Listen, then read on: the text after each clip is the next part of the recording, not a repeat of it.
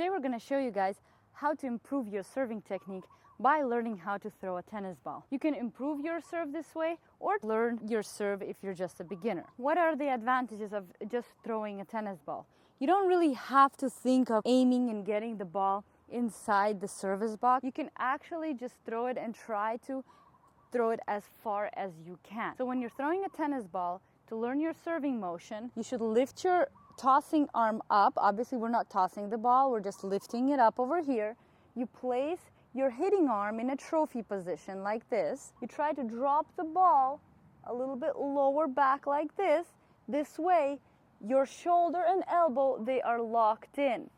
And now if I move my left shoulder, my right shoulder will move as well with the arm because everything is connected. It's a kinetic chain and it's all locked in. You need to learn to throw the ball by using your upper body rotation, like this. In this example, I'm starting the movement by pulling my left shoulder down, and as a consequence, my right shoulder and elbow go up. From this angle, you can see how my hip is pushing forward, creating a bow and arrow-like tension throughout my body. Next, as the shoulder rotation starts, my arm gets pulled up and forward, catapulting the ball out with a wrist flick that happens as a natural consequence of my shoulder rotation and creates the whipping effect. You should avoid throwing the ball just like this.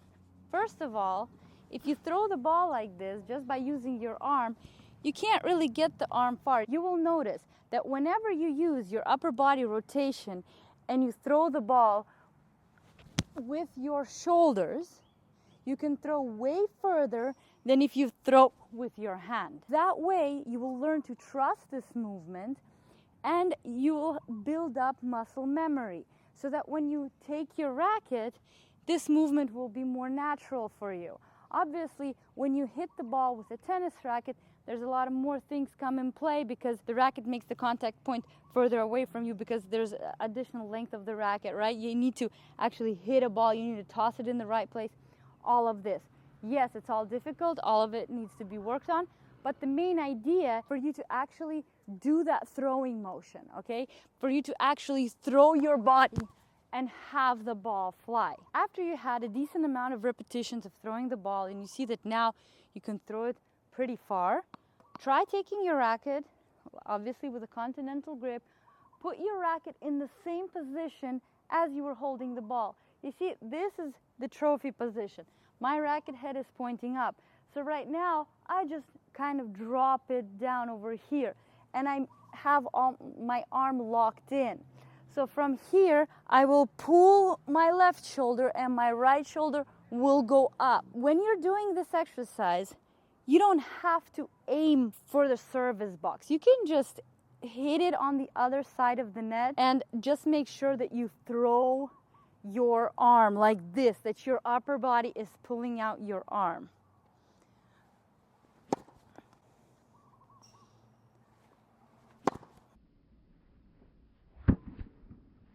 When you start feeling that you actually can throw your arm the same way as you were throwing a ball, then you try to time it. So you'd start from the trophy position, you toss the ball up, and after that, you drop your racket and you try to throw it. It looks something like this.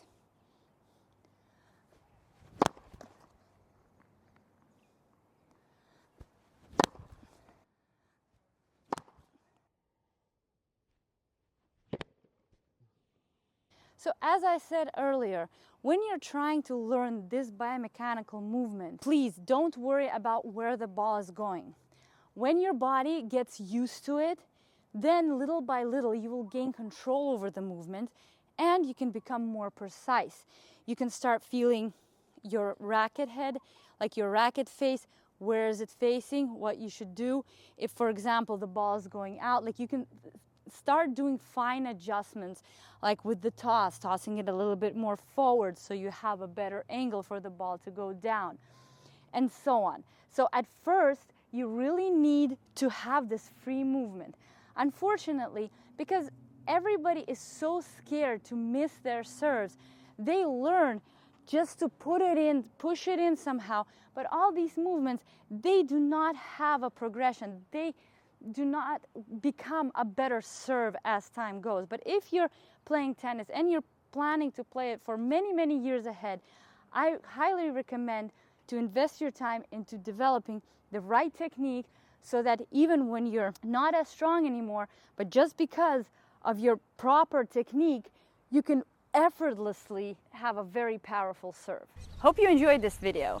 Please like and subscribe, and we'll see you guys soon.